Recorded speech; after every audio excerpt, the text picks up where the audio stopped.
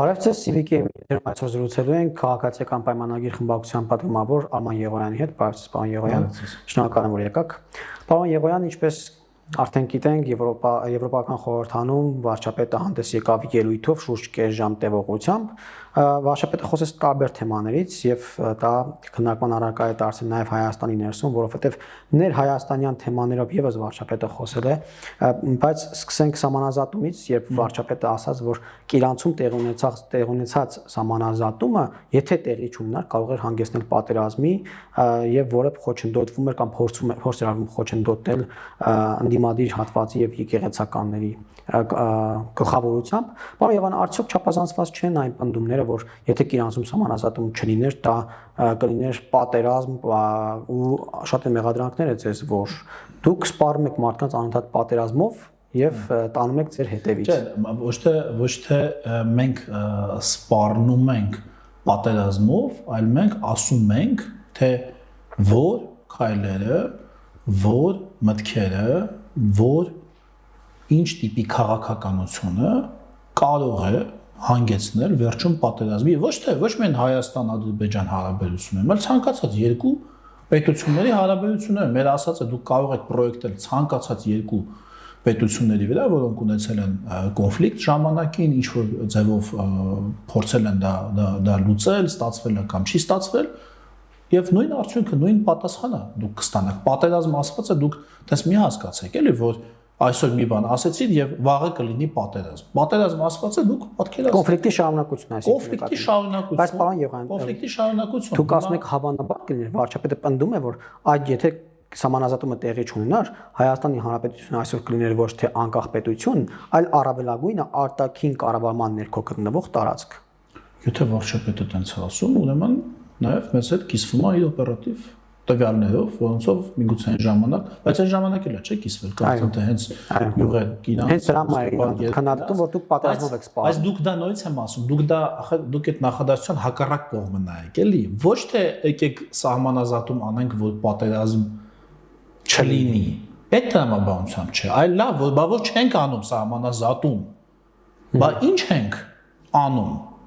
Այս կտրվածքով նայեք, ոչ թե պատերազմի վախից, այլ հեռանկարի բացակայությունից։ Այդ հեռանկարի բացակայությունն է այստեղ վախենալուն, ոչ թե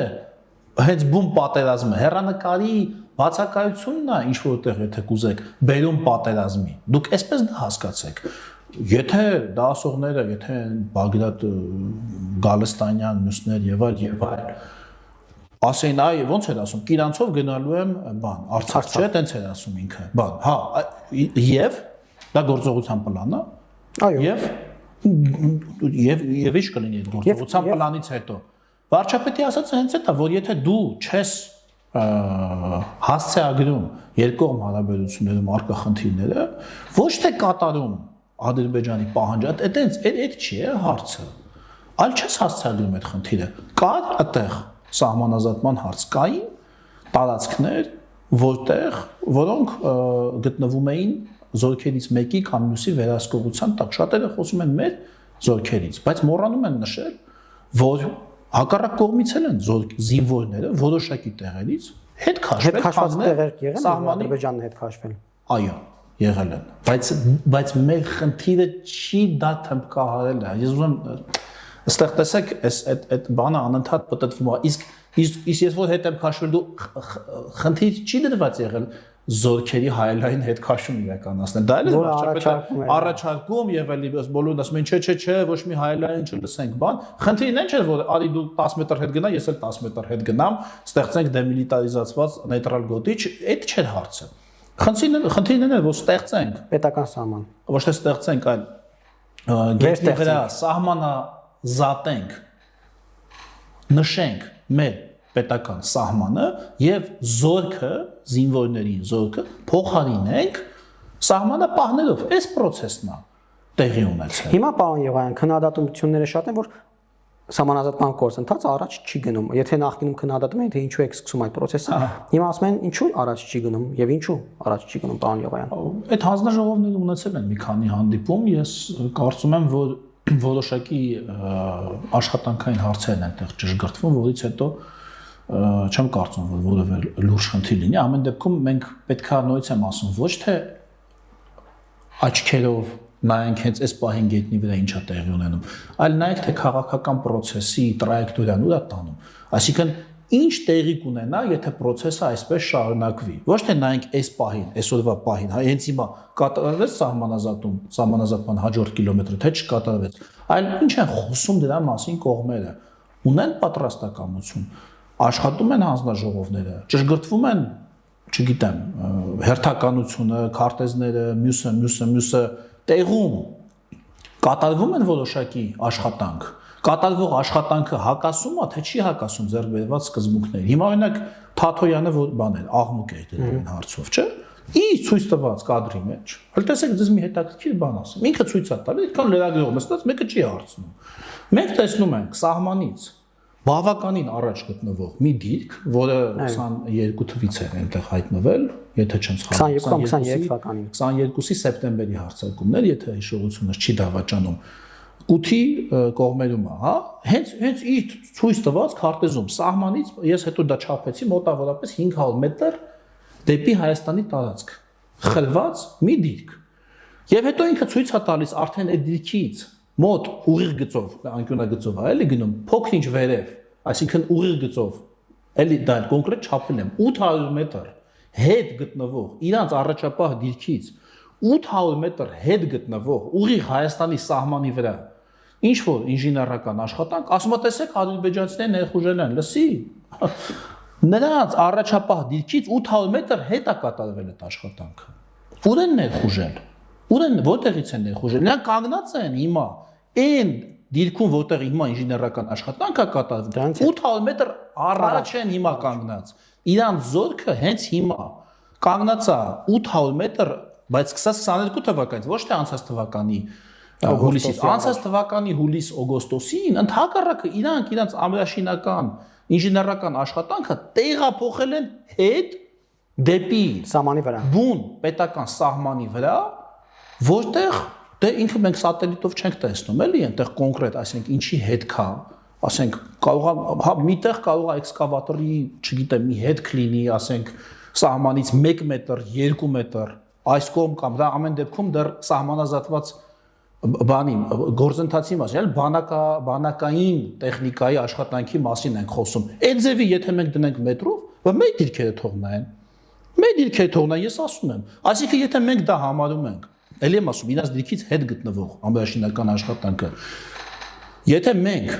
իր նշած մասշտաբը համարում ենք ներխուժում, բայց մեր դիրքերի մասին ինչ պիտի ասենք։ Բայց բան եղան տեղի քննադատությունը նա է, որ եթե սահմանի հենց վրա են անում, ապա նեյտրալ գոտին պետք է լինի Հայաստանի նեյտրալ գոտի հասկացություն, գոյություն, ախր դուք էլի խոսում եք ռազմական տրամաբանությամբ, որտեղ կանգնած է զորքը, այն կողմն էլ է կանգնած զորքը։ Բայց ամենաշինական աշխատանք են անում, դա իրանց տարածքում ամենաշինական աշխատանքը չի կարող գտնվել Հայաստանի Հանրապետության տարածքից ներս։ Դուք այդքան եթե սահմանապահներ են կանգնելու առաջիկայում ինչու են ամենաշինական աշխատանքը։ Մենք էլ ենք կատարում, որտեղ դա ամեն դեպքում սահմանն է։ Իսկ ով ասել որ սահմանապահների պարագայում չպիտի լինի ամենաշինական։ Բա մեր բունկեր, այդ որ այդքան ասին գնացեք նայեք, մեր ամենաշինական կառույցների մասշտաբը, ծավալը չեն տեսնում։ Լրագրողները Մերն էլ չէ կատարվում շատ տեղերում, էլի կատարվում է սահմանից մետրերի հեռավորության վրա դեպի հայկական կողմը։ Բնականաբար, որի ընթացքում, այո, տեղ-տեղ կարող է այդ աշխատանքի հետքերը գետնի վրա, այսինքն լանդշաֆտի վրա, կարող է երևա, որ այստեղով անցել է, օրինակ, հայկական, չգիտեմ, տրակտորը, օրինակի համար։ Դա չի նշանակում, որ հիմա պետք է ասենք, վայ, հայկական տրակտորը բան արել։ Ներխուժել է Ադրբեջան, մենք մեր տարածքում ենք աշխատանքը կատարում, իրենց տարածքում շատ դեպքերում, այդ մի քանի կադրում։ Հենց ինքը Թաթոյանն է ասում, ասում է սահմանից ընդամենը մի քանի մետր հեռավորության վրա։ Հələ տրամաբանությունն է։ Ինքը իր բերանով ասում է, նկարներն էլ կիսվում են, ասում է նայեք սահմանից ընդամենը մի քանի մետր հեռավորության վրա դեպի Ադրբեջան։ Ամենաշինական աշխատանք է կատարում։ Կներեք, այն ժամանակ, երբ որ մենք ասում ենք զորքերը հայելային հետ քաշենք, Թաթոյանն ասում է, չէ, ոչ մի, չլնեմ չի։ Հիմա մի քանի մետր հետ աշխատանք են կատարում, ասում ընդամենը մի քանի մետր հետ է կատարում։ Մենք էլ ենք մի քանի մետր հետ կատարում։ Մենք էլ ենք մի քանի մետր հետ, իրանք էլ են մի քանի։ Պարոն Եղանյան, անդրանք վարչապետի մյուս հայտարարություններին Եվրոպական խորհրդարանում կատարված ընդդիմությունը քննադատում է, որ գնաց մյուս երկրների ղեկավարները այդպիսի հարթակներ օգտագործում են միջազգային հարցեր իրենց երկրների շահեր առաջ տանելու համար, իսկ մեր երկրի վարչապետը Եվրոպական խորհրդարանում խոսում է ընդդիմության մասին եւ պիտակավորում է ընդդիմությանը, մասնավորապես հոգեվորականներին եւ նաեւ եկեղեցու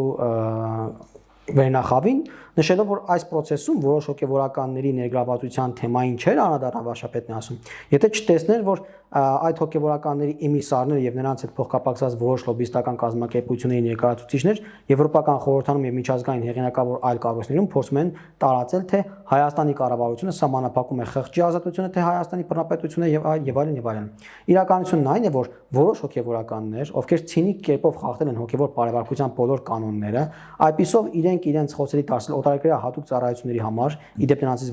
ոմանց ԽՍՀՄ-պակ գործակալ լինելու փաստը ապացուցվում է փաստաթղթերով, ահա այդ հոգեվորականները Հայաստանի Հանրապետությունում ստանձնել են պատերազմի կուսակցության առաջնորդությունը, իրեն շուրջ հավաքելով Հայաստանի նախկին ղեկավարներին, նրանց հետ կապված որոշ ուժերի, որոշ ռուսաստանաբնակ եւ բելարուսամետ օլիգարխների եւ փորձում են Հայաստանի անկախությունը զոհաբերել երրորդ երկրների շահերին։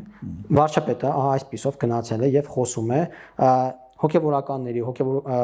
Կտրիչ Ներսիսյանի, չգիտեմ, ռուսամետ եւ բելարուսամետ օլիգարխների մասին փոխանակ խոսի Հայաստանի շահերից։ Հայաստանի շահը, դա էլ է Հայաստանի շահի մասին մասին, պարոն Եղոյան։ Հա ինչ։ Այսինքն այդ ձև ասող մարդիկ կներեք, իսկ թվում է Եվրախորհրդանի որևէ ելույթ, որևէ առաջնորդի այնտեղ ունեցած ելույթ կամ առավել եւս որևէ падգամավոր ելույթ լսած չկան կյանքում։ Եվրախորհրդանում դա ինչի մասին են խոսում։ Այդ բոլոր պետությունները, ճիշտ է, Եվրամիության անդամ չենք, այսինքն այն ինտենսիվությամբ այնտեղ բնականաբար ելույթ չենք ունենում, պետության ղեկավարն է ժամանակ առ ժամանակ ելույթ ունեն, բայց բոլորն են խոսում են իրենց հուզող հարցերից։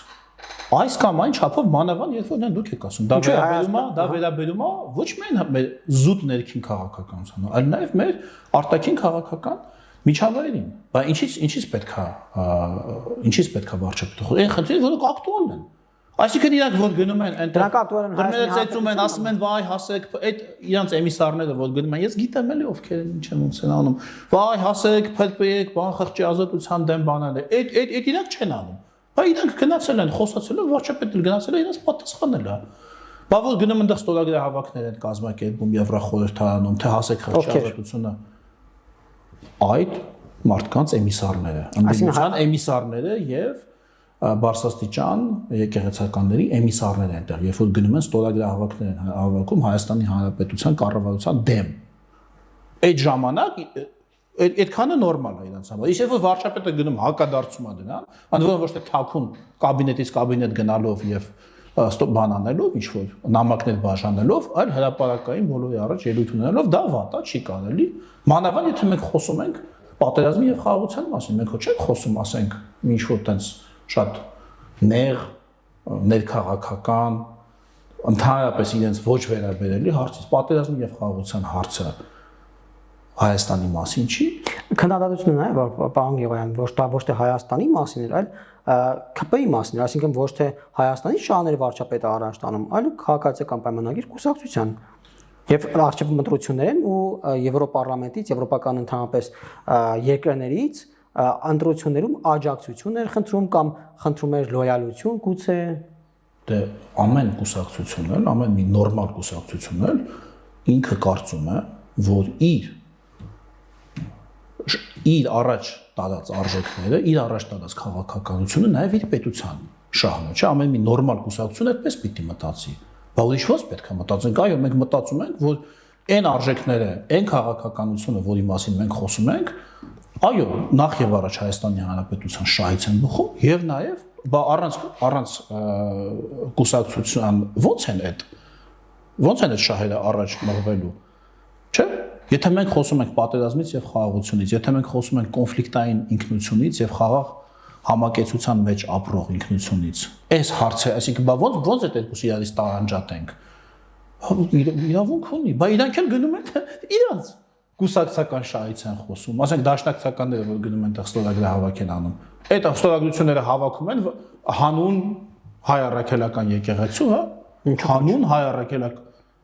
ինչու ոչ, որովհետև դա հետո բերում ստեղ կապիտալիզացնում են քաղաքական պայքարի մեջ, դրա համար ոչ։ Բերում են ստեղ նախընտրական շրջանում եւ ոչ միայն նախընտրական, ասում են տեսեք, Եվրախորհրդարանի 15 падգամավոր ստորագրել է այս թղթի տակ 700-ից 15-ը։ Տեսեք, Եվրախորհրդարանը սես մի բան ասել։ Դա կարելի է։ Դա նորմալ է։ Գնալ այնտեղ եւ բողոքել Հայաստանի կառավարության եւ վարչապետի եւ բարձրաստիճան հոգեվորականների միջև խոսակցությունից, խնդիրներից, դիսկուրսից գնալ այնտեղ, բողոքել, ստորագրություն հավաքել, կառավարության դեմ։ Դա նորմալ է։ Իսկ երբ կառավարության ղեկավարը գնում դրան հակադարձում է հրապարակային, դա չի կարելի, այս ինչ միակողմանի բան է, խոսակցություն է։ Ես կարծում եմ շատ ու ընդվնում ձեզ ասեմ, ելույթը այնտեղ ես այնտեղ նստած էի եւ կարող եմ ասել, որ շատ դրական ընդունվեց, դա այսինքն ոչ միայն այդ ծափերի եւ այլնի բերումով, այլ նայում ես մարդկանց դեմքին, ես այնտեղ մի զգալի մասին, հատկապես արտաքին հարաբերությունների հետ գործ ունեցող падգամավորներին անձամբ եմ ճանաչում, բավականին լավ եմ ճանաչում, ես գիտեմ իրենց վերաբերմունքը տարբեր հարցերի եւ կարող եմ ասել, թե ինքը որ պահին ինչպես է վերաբերվում որևէ խոսքի իր պահվածքով, իր, չգիտեմ, իր միմիկայով, իր, չգիտեմ, ժեստերով կամ առավել եւս ծափահարությամբ կամ այլ չասած, որ մենք հետո հանդիպումներ ունեցանք բոլոր ֆրակցիաների ներկայացուցիչների հետ, հետո առանձին եվրոպական ժողովրդական կուսակցության հետ ամենամեծ խմբակցության ներկայացուցիչների հետ։ Մի խոսքով պիտի ասեմ, որ հաջողված այցեր կա այնտեղ լիակատար ըմբռնում, թե ինչ է կատարվում։ Ես ձեզ մի հետաքրքիր բան ասեմ, էլի, մի այսպեսի հետաքրքիր բան ասեմ, գաղտնիքի կարգով։ Շատ падգամավորներ, հատկապես արևելյան Եվրոպայի երկրներից, իրենք այս հարցը բարձրացնում են, բայց գիտեք ինչ են ասում։ Ասում են մենք գիտենք, մեզ մոտ էլ ա եղել այս խնդիրը։ Այդ KGB-ի ազդեցությունը մեր բարձրաստիճան հոգեվորականների եւ ոչ միայն բարձրաստիճան, ընդհանրապես հոգեվորականության վրա Վարշավյան պակտի երկրներում էլի, դա արդեն այդտեղ բացահայտված անուններով բան, դա արդեն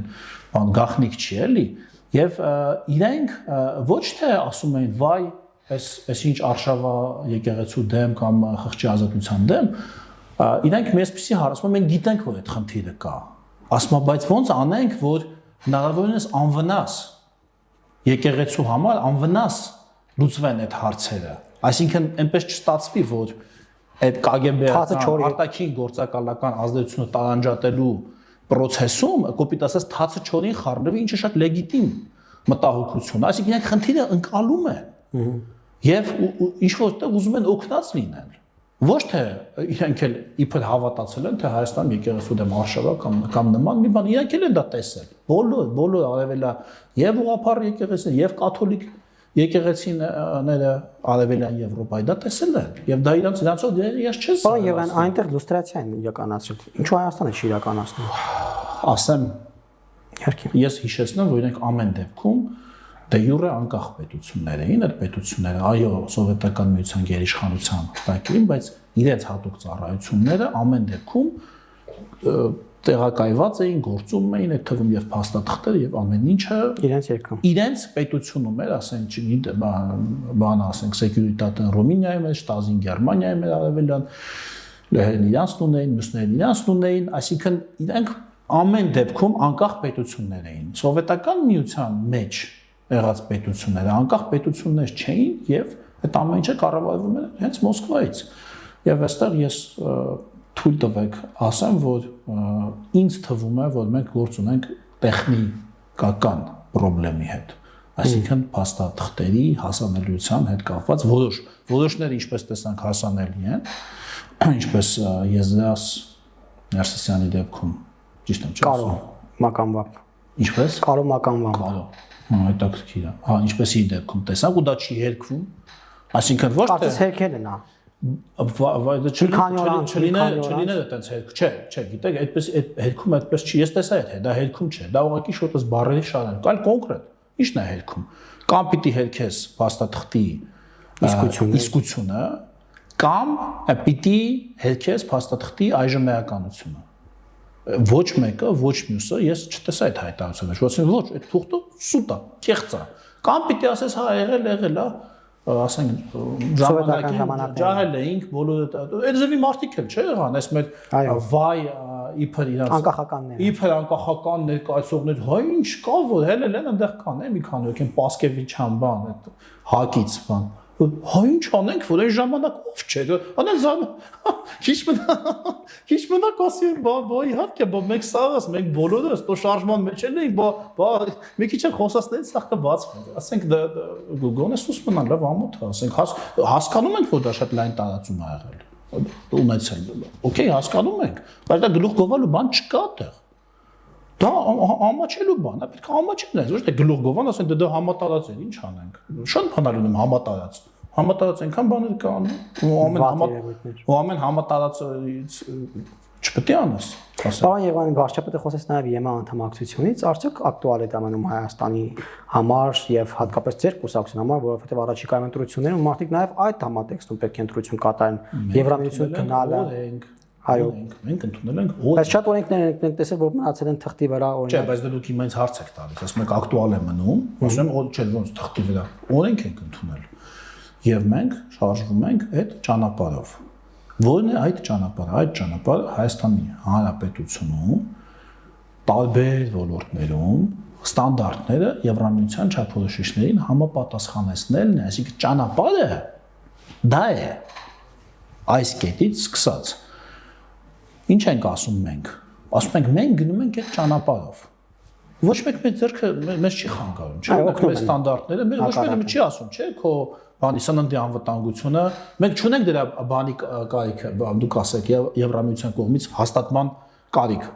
դիրեկտիվը վաղուց ընդունված է, կա այնտեղ գործում, մենք դա պետք է վերցնենք եւ կիրարկենք Հայաստանում, վերցնում ենք,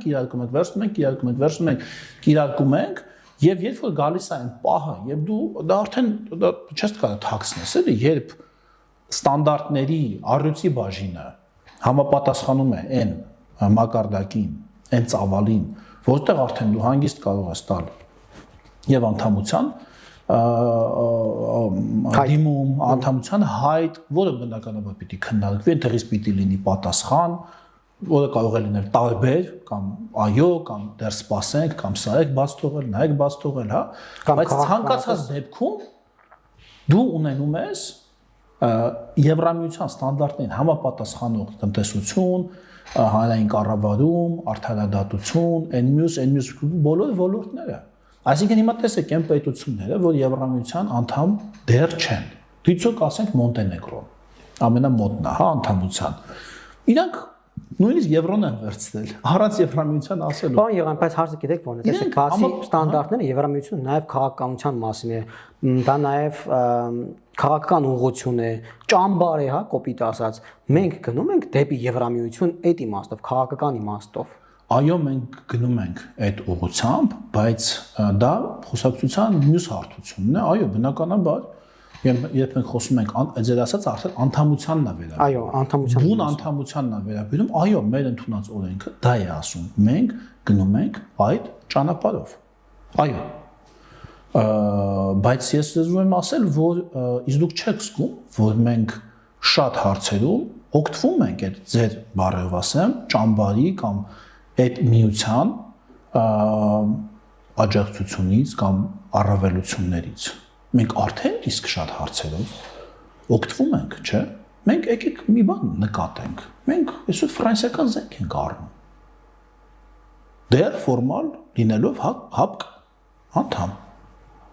Ասում էին դա, հա։ Ինչու եք մնում հապկ անդամ, դա հարցի մյուս կողմն է, էլի, հիմա չշեղվենք այդ ուղղությամբ։ Ինչու ենք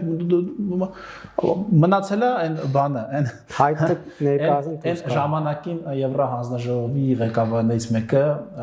որոշ պետությունների մասին, ուրեմն եվրոինտեգրման, իրենց եվրոինտեգրման մասին խոսելիս, ասում էր ամեն ինչ բացի անդամակցությունից։ Այդ պետությունների մասին, այսինքն ամեն ինչ իրանք կարան ունենան, չեմ, անունս չտան պետությունների, ասում են ամեն ինչ բացի անդամակցություն։ Հիմա հապկի դեպքում նպատակամարություն չկար։ դա առանձին պատմություն։ Որովհետև Հայաստանի դեպքում է կարող այդպեսի բան։ Բայց ես հիմա այդ օրինակով ուզում եմ պերիֆրազ անել այդ նախադասությունը։ Հիմա հապկի դեպքում մեր մոտ ոչինչ չի մնացել բացի անդամակցությունից։ Ոչինչ բացի անդամակցությունից։ Այսինքն ոչինչ չկա, ասում անունը, բան կա, ամանումը չկա։ Այսինքն վերջ, մենք այդ ճանապարհով գնա, երբ որ մենք գնում ենք այդ ճանապարհով, բոլորը էլի կողքից ասում են բա էս չարեցիք։ Երբ որ մենք դադարեցինք մասնակցել զորավարժություններին, մենք դադարեցինք մասնակցել խորհրդարանական ժողովին հապկի, մենք դադարեցինք, չգիտեմ, վճարել անդամավճարը, մեկ սա, այդ ամեն քայլից հետո այդ նույն այդ բաները չարախոսները ու քննադատները քննադատել չեն, քննադատը պետք է մի քննական միտքեր ունենա, պետք է քննել նոր դատի քննել, բայց սկզբից քննել պետք է իմանալ, հետո նոր դատել։ Իրանց մենակ դատելն է քննել չկա իրանց մոտ։ Հա, ասում են չէ, բա էս կանես, հա բայց մեկը հոես չես անի։ Հիմա էլ եկել են անդամությունը ձեզ չեմ էլի բանանում։ Ամեն ինչ գնում է իր հերթով, մենք ասել ենք, որ դա անդառնալի process է։ Մենք դա ասել ենք եւ ամենակարևորը, մենք այնպես ենք արել, որ դա չխանգարի մեր ռազմատեխնիկական համագործակցությանը արևմտյան մեր գործընկերների հետ։ Արել ենք թե չենք արել։ Պարոն Եղայան, բայց տեսեք, վարչապետն նկատեց, որ Վրաստանը, քանի որ խնդիրներ ունի հիմա Եվրամիության հետ եւ մեր ցամաքային կամ ոչ միայն ցամաքային սահմանն էլ գնում է Վրաստանով եւ միակ ուղղությունը Թուրքիայից բացի Վրաստանն է, մենք արդյոք խնդիրներ չենք ունենա եւ ինչքանով խնդրեմ դա կարող է հանդիսանալ վրաց-եվրոպական հարաբերությունների վատթարացումը մեզ վրա։ Դե որոշակի խնդիրներ իհարկե կարող առաջացնի զուտ ֆիզիկական աշխարհագրական իմաստով։ Բայց տեսեք հակառակ իրավիճակներ ունենք, երբ մենք ԵԱՏՄ անդամ ենք, բայց ցամաքային սահման չունենք ԵԱՏՄ-ի հետ, կարող է նույն իրավիճակները էլի։ Նման են իրավիճակները։ Հնարավոր է անդամակցություն առանց սահմանի։ Ամեն ինչ էլ հնարավոր է, բայց էֆեկտիվության տարբեր աստիճաններ են դրանք նշանակում։ Բնականաբար անընդհատ ինչի Եվրամիությունը նախ եւ առաջ ի սկզբանե ստեղծվել է որպես մաքսային միություն։ Եվրամիությունն է մաքսային միություն։ Ինչ է նշանակում մաքսային միություն։ Մաքսային սահմանների բացակայություն։ Այսինքն առանց մաքսային վերահսկողության տեղաշարժ, բեռնափոխադրում, կապիտալի շարժ, ֆինանսների շարժ եւ մարդկանց շարժ միության, տվյալ միության ներսում, որը բերում է տնտեսական ավելի արագ աճ, ավելի մեծ արդյունավետություն, ավելի մեծ արտադրողականություն, որովհետև ամեն պետություն կենտրոնանում է նրա վրա, ինչ ինքը ամենալավն է կարողանում անի եւ դա է վաճառում մյուսի վրա, նրանից էլ գնում այն, ինչ նա է ամենալավը կարողանում անի։ Մաքսային բարիերները չեն աղճատում այս հարաբերությունները, ու հիմա մենք դա տեսնում ենք Եվրամիությունում, ամեն մեկը անում է այն, ինչ ինքը ամենալավն է կարողանում անի իր տեղում, հա, ու հետո արդեն ազատ դա վաճառում ամբողջ միության սահմաններում։ Հիմա երբ միտեղ գա եւ այդ մաքսային սահմանի հարցը լինի, ոչ ոչ լինի ֆիզիկական, ել չասած քաղաքական ինչ-որ խնդիր, քաղաքական հայեցողություն, նույնիսկ ես դες մի բան ասեմ, Եվրամիության ստեղծման սկզբնական շրջանում, նույնիսկ հարևանների միջև այդ խնդիրը դեռ եղել է, երբ իրենք դեռ հələ սովոր չէին դրան, որ չպետք է լինի խտրական վերաբերմունք, պետք է բոլորի նկատմամբ լինի անմաքս ուրեմն սահման, որոշ դեպքերում կարող է մեկը վերցնել այն մյուսին տուգաներ, ինչ որ իր պետության, ինչ որ չգիտեմ, առևտրային կանոն խախտելու համար եւ այլ, դրանք հետո հարմոնիզացվեցին, տեսել այդ այդ եվրոպական ստանդարտների մեջ, որ դու հարմոնիզացնում ես այն օրենքները, որոնք ընդհանուր են, ասենք չի, սննդի անվտանգություն, չես կարող, չէ, ունենալ բացմաքսային սահման, բայց սննդի անվտանգության չափորոշիչներն են տարբեր։ Այնտեղ ուրիշը լինի, այնտեղ ուրիշը։ Չէ՞ որ դու բաց սահմանով պիտի տանես դա այն մյուս պետության խանութում վաճառես դա։ Դա ստանդարտիզացվեց, մյուսը ամեն ինչ ստանդարտիզացվեց, որ այսօր Եվրամիությունը հասավ սրան։ Ինչ եմ այսքանը պատմում։ Ուզեմ ասել, որ աշխարհագրությունը ունի որոշակի ազդեցություն, այո, հնարավոր է ձեր ասածը, ես չեմ ասում դա անհնար է, բայց մի քիչ դժվարացնում է։ Մի քիչ դժվարացնում է, սրա մասին է խոսքը։ Կանք մեր հանրային դաշտում քննարկվող մյուս խնդրին, վարչապետի որոշմամբ աշխատանքից հեռացվել է Հայոց ցեղասպանության ինստիտուտի թանգարանի տնօրենը J.D. Vance-ի այցի ժամանակ նրան գիրք նվիրելու համար։ Արդյոք սա 37 թվի Նախերգանք չի։ Ոչ թե ամբողջական էլի ոնց է այսօր վարչապետն ասում ճանաչել խոսքի բարդ դարձվածները, չէ՞, խոսքի բարդ սխմեցիք Սարգսյանի կարճ նախադասություն։ Բրավո, չասցիք, հեռացվել է նվիրելու համար։ Ինչ ոնց ինչ գիտեք։ Ինչ կոնտեքստում։ Ինչ, ասենք, ահա, չէ, Արցախի հիմնախնդրի։ Տեսեք։ Ես տեսա այդ քննարկումները, բայց եկեք մի այսպիսի իրավիճակ պատկերացնենք։ Մենք հիմա խոսում ենք, չէ՞, բանակցում ենք Ադրբեջանի հետ, խոսում ենք, մենք ունենք բազմաթիվ հələ չհասցեագրված հարցեր։ Մենք խոսում ենք իրանց ինչ որ խոսույթից, ասենք, իրանք ասում են Արևմտյան Ադրբեջան, մենք վեր ենք ելնում, ասում ենք, ես ինչ եք ասում, բոլոր տեղերում անընդունելի, լսել եք, չէ՞ դա։ Հիմա պատկերացրեք, օրինակ J.D. Vance-ը գնում է Բաքու եւ այնտեղ մի հատ հասարակական կազմակերպություն, մի հատ ինստիտուտ, հա դե կասեն, դե հա ինստիտուտ է, մենք ասենք անպայման սա կապ ունի կառավարության հետ, ո՞նց կարող է ինստիտուտ, մենք էլ նա էլ կարող է տենց մտածի, չէ՞։ Ես այստեղ ոչ թե խնդիրներն եմ համեմատում, այլ փոխադարձաբար իրար հուզող եւ փոխադարձաբար բարձրացված հարցերը, թե ինչ հարցի շուրջ ընդհանրապես այդ պետությունը կարա ունենա խնդիր քո այդ հարաբերությունները կարգավորելու ընթացքում եւ թե դու ոնց ես այս աշխարհի ամենամեծ, ամենաուժ չէ, դա Թեժ չէ, ԱՄՆ-ի մասն եմ ասում, ամենաուժեղ գեր տերության փոխնախագահի դու ոնց ես իրեն ներկայացնում քո առաջնահերթությունները։ Հիմա ասենք, դուք լինեք իր ինչ կմտածեք։ Դուք հենց նոր եք դուրս եկել վարչապետի հետ հանդիպումից, ասեք, հենց նոր է վարչապետը ասել ձեզ, որ ինքը չի շարունակելու Ղարաբաղի շարժումը։ Հենց նոր բանից դուրս եկել կառավարական այդ բանից, կառավարության շենքից։ Հետո գնում ես Ցեղասպանության թանգարան, այնտեղ տնօրենը նվիրում է Արցախի հիմնախնդրի մասին գիրք։ Վերցնում ես, նայում ես, հա, միգուցե գիտական բան չունեմ ասել, օքեյ, գիտական ազատություն, խնդիր չկա այս ամեն ինչի հետ, բայց եկեք մի հատ մենք խոսում ենք ԱՄՆ փոխնախագահից, ով ազդում է քաղաքական process-ների վրա, իհեճուկս այն մարդկանց, ովքեր ասում են, որ ինքը կապ չունի, այդ մարդը ահռելի ազդեցություն ունի սպիտակ տան կայացված որոշումների վրա։ Ահռելի այդ մարդու տպավորությունը, ընկալումը, նաև փոխվստահությունը, որ ինքը ինչ մարդ է, չէ, մտածում է, ինքը իր մեջ մտածում է, հիմա թռնելու է Բաքու, չէ։ Բաքվում ի՞նչ է լինելու։ Ալիևը իրան ասելու է, դու հայերին տենց մի նայ, դու գիտես իրանք ինչ խորամանկն են, դու տենց չնայես, երեսիդ ուրիշ բան կասեն, հետևից ուրիշ բան կա, ասելու է, չէ, տենց, համոզված եմ, ասելու է, չէ, տենց։ Այդ մարդն էլ հետո ինքնաթիռում Վաշինգտոն թռնել կասի հələ մի րոպե։ Էս ինչ էր ինձ ասում։ Հələ նայ, այն գիրքը այն գնացին դե վարչապետը ասեց սենց, հետո գնացի թանգարան, տվեցին այն գիրքը, փաստորեն դա կարող է, ճիշտ էր ասում, կարող է։ Սորտակի այս հայերը բան են, կարող է, հա ուզում են մեզ միտեղ ֆրցնեն, խափեն, կարող է տես մի բան։ Ու տես ընկնի այդ մտքերով դա իր մեջ նստվածք, դա բնականաբար դա չի ասի ինքը։ Պարզա չէ, չի ասենք լուրջ բան այն, բայց այդ նույնիսկ այդ թեթևակի այդ փոխվստահության մենք ստեղ խոսում ենք որը ոչ միայն Հայաստան-Ադրբեջան հարաբերություններից, այլ Հայաստան-ԱՄՆ հարաբերություններից։ Մենք ինչքան դժվարությամբ ենք կառուցել այդ փոխվստահության մթնոլորտը, ինչքան դուք չեք տեսնում ԱՄՆ-ն, ասենք դուք չեք տեսնում մյուս կոնֆլիկտներում ԱՄՆ-ն իրան ոնց կարա պահի, ինչ հնարավորություններ ինքը ունի, ոնց իրան պահելու, ոնց իրան դրսևորելու, ոնց հարցերը լուծելու։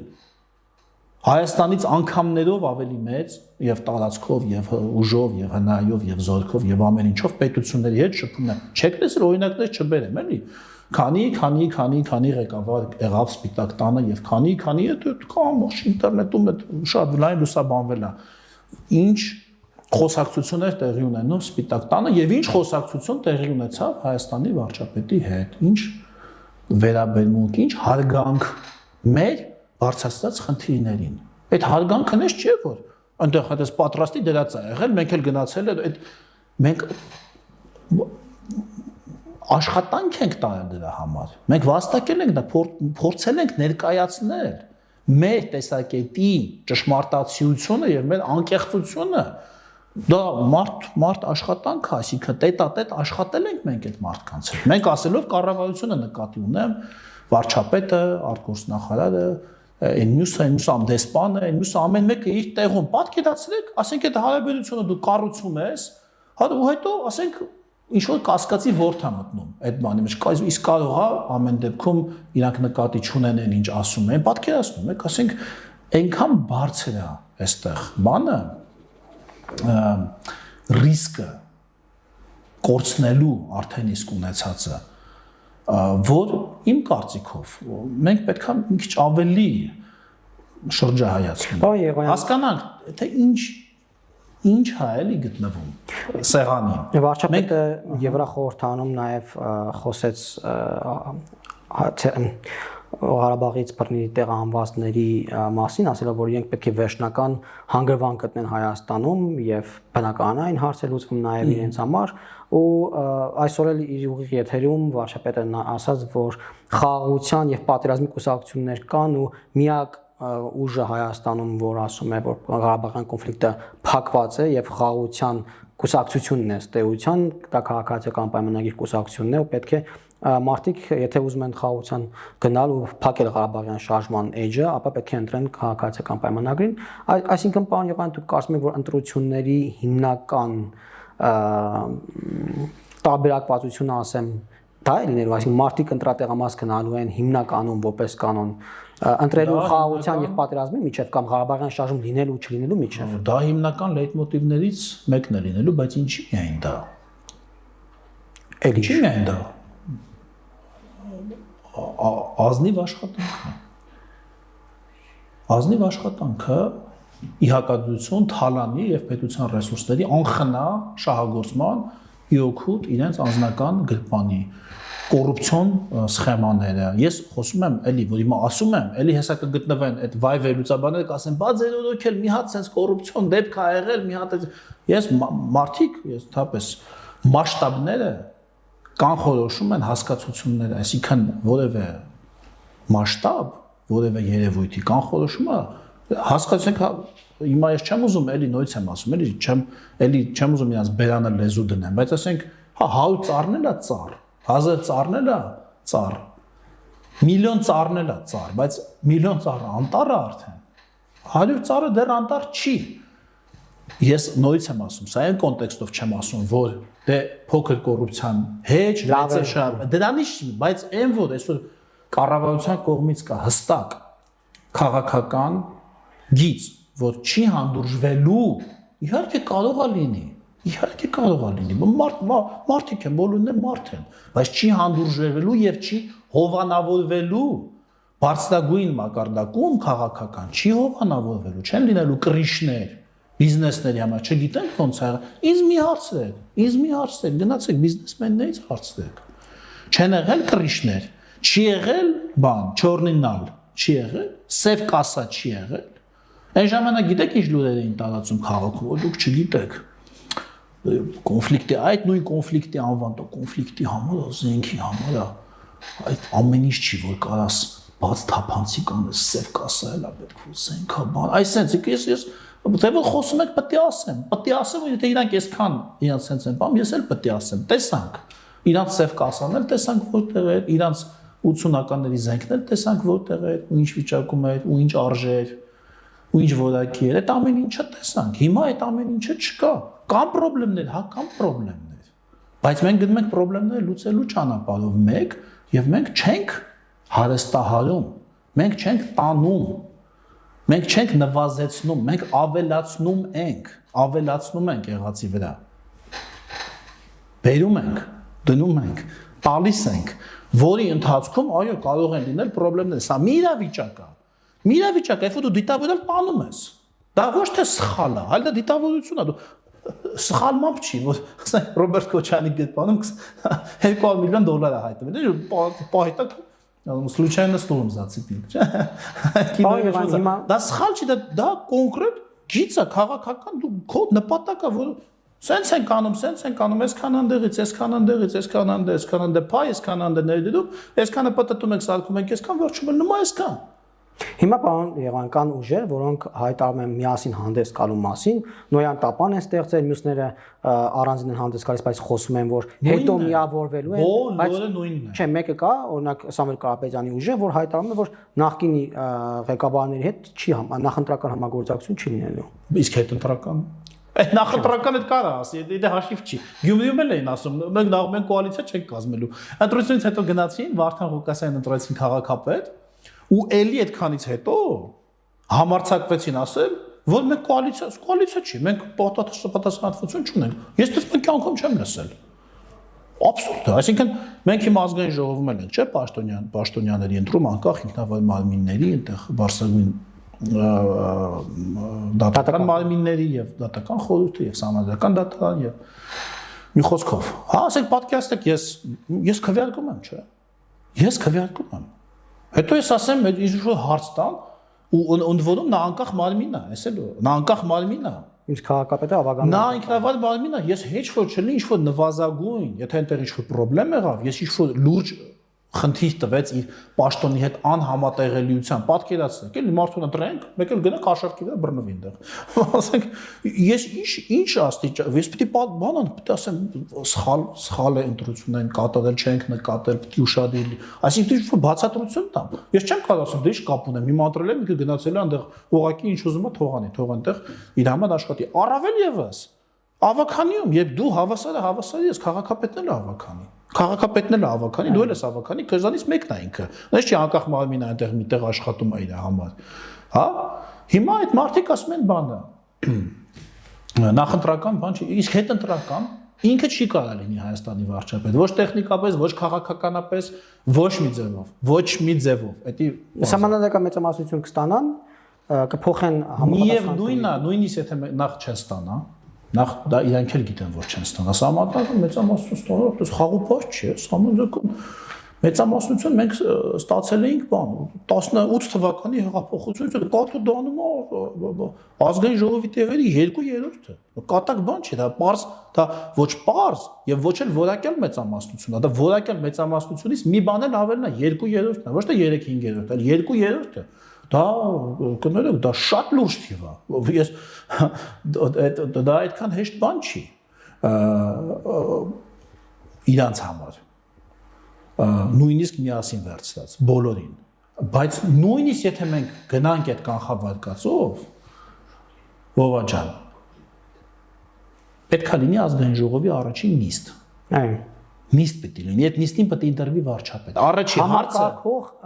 անցումային համակարգող վարչապետ այդպես բառ չկա տենց չկա մեր օրենսդրության մեջ տենց հասկացություն չկա անցումային համակարգող ճգնաժամային Վազգեն Մանուկյան ֆլաֆստը